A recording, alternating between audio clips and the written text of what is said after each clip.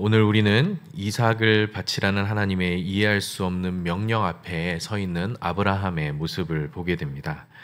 하나님의 그 이해할 수 없는 명령을 들은 아브라함은 어떻게 그 명령에 반응하게 되는지 우리가 오늘 본문을 통해서 함께 쭉 살펴보기를 원합니다.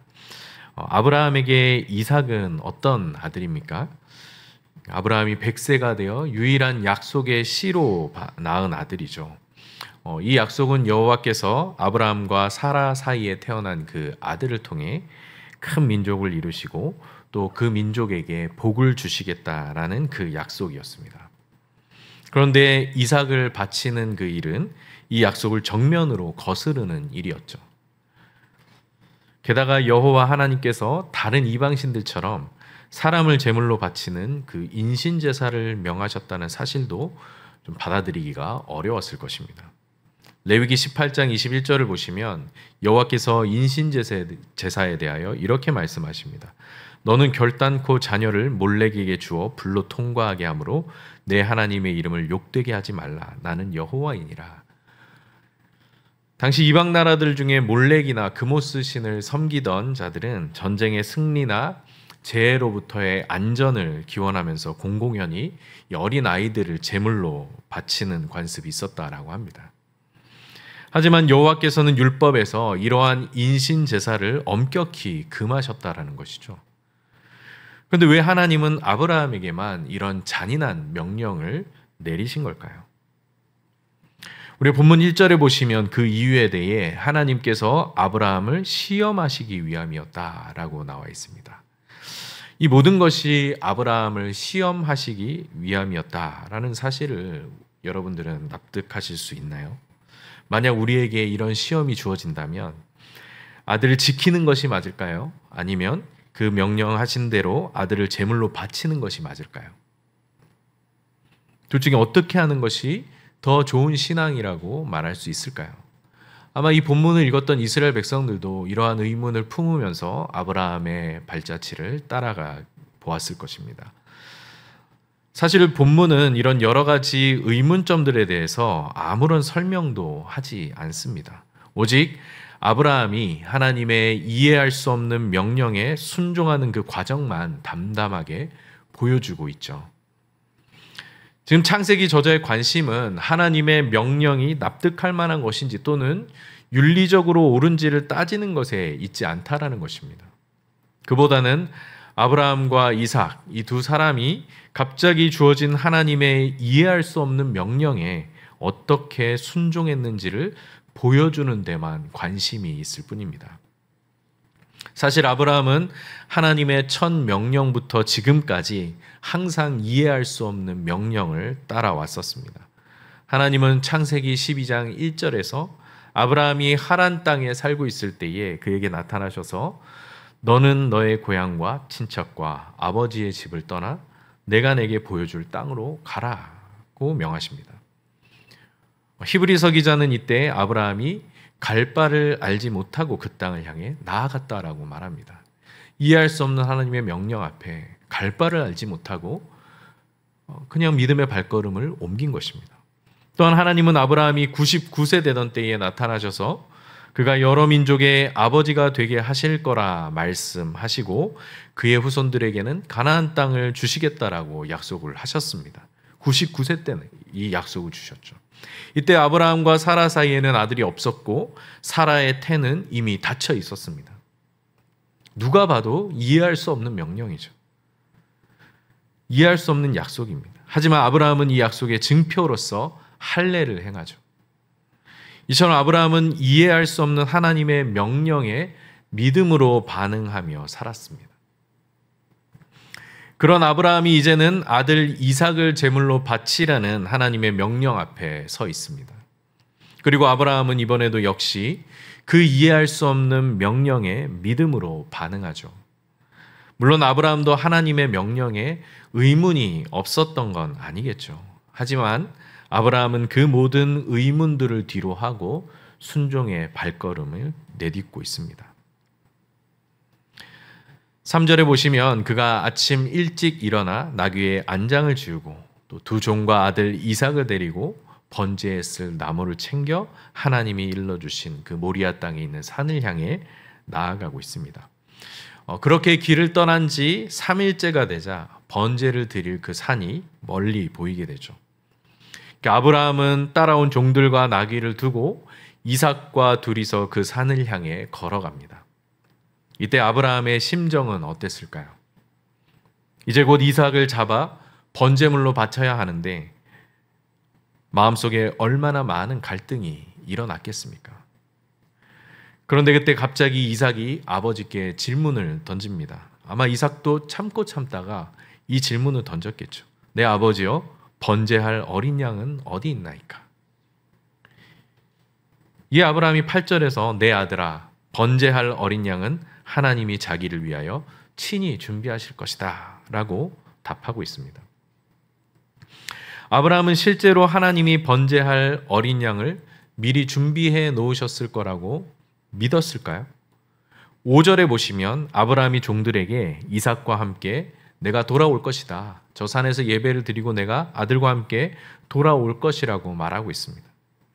아브라함의 이런 말들은 이삭을 제물로 바치는 것을 모르게 하려고, 종들이 모르게 하려고 대충 얼버무린 말일 수도 있고 믿음의 선포일 수도 있으며 아버지로서의 간절한 바람일 수도 있습니다. 아니면 이 세 가지가 다 뒤섞여 있는 마음에서 나온 말일 수도 있겠죠. 아마도 지금 아브라함의 상태를 한마디로 표현하자면 혼돈일 것입니다. 그는 믿음과 망설임, 두려움과 소망이 뒤범벅된 상태로 이삭을 번제로 드릴 장소에 도착했습니다. 그리고 곧바로 제사를 진행하죠. 9절에서 10절에 이렇게 나와 있습니다. 하나님이 그에게 일러주신 곳에 이른지라 이에 아브라함이 그곳에 제단을 쌓고 나무를 버려놓고 그의 아들 이삭을 결박하여 제단 나무 위에 놓고 손을 내밀어 칼을 잡고 그 아들을 잡으려 하니. 우리가 이 9절에서 10절을 순식간에 빨리 읽을 수도 있지만 아주 천천히 아브라함이 이삭을 바치기 위해서 이 준비를 하는 마음으로 아주 천천히 읽어본다면 우리가 아브라함의 마음을 짐작할 수 있을지도 모르겠습니다. 창세기 저자는 이 장면을 마치 슬로우 비디오를 찍는 것처럼 하나하나 자세히 기록하고 있습니다.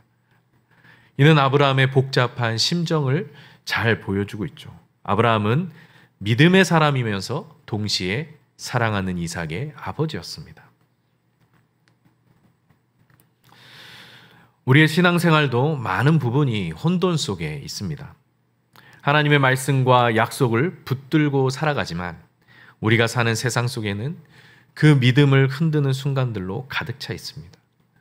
머리로는 하나님을 신뢰하고 순종해야 한다는 것을 잘 알지만 막상 순종의 발걸음을 내디디려 보면 아브라함처럼 우리의 마음을 복잡하게 만들고 우리의 발걸음을 망설이게 만드는 순간들이 항상 있습니다.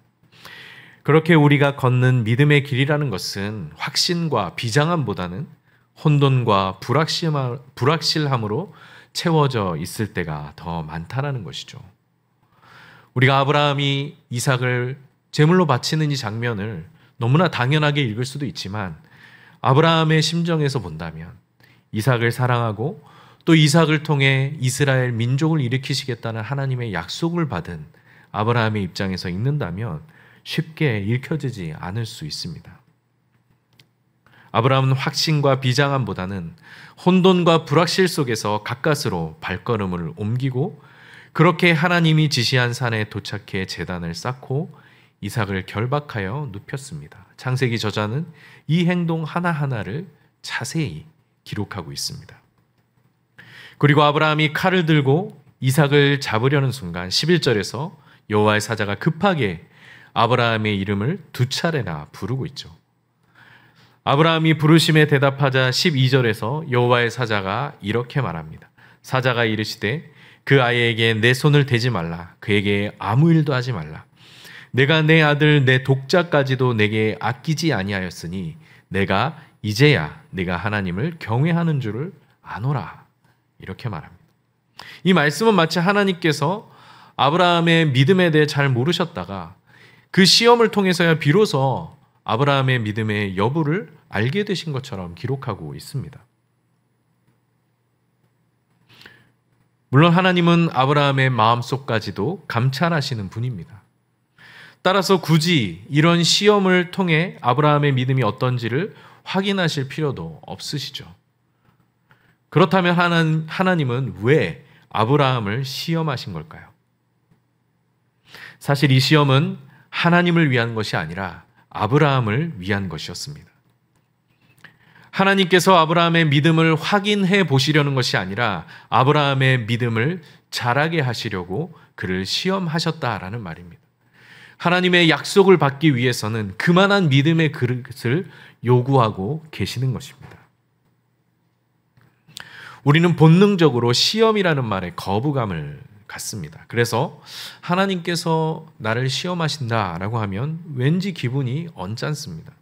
아니, 모든 것을 아시는 하나님께서 왜 나를 시험하시려 하는 걸까?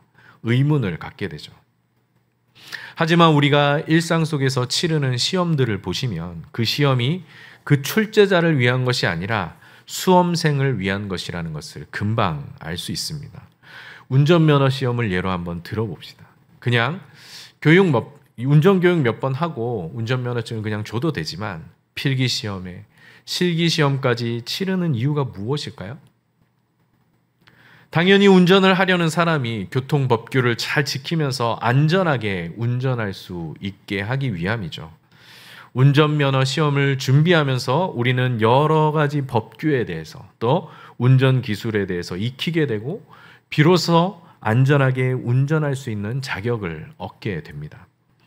이처럼 우리는 살면서 여러 시험을 치르면서 많은 것을 배우게 되고 또 성장하게 되는 것이죠. 결국 이런 시험들은 시험을 출제하는 사람이 아니라 그 시험을 치는 사람의 유익과 성장을 위한 것이라는 말입니다.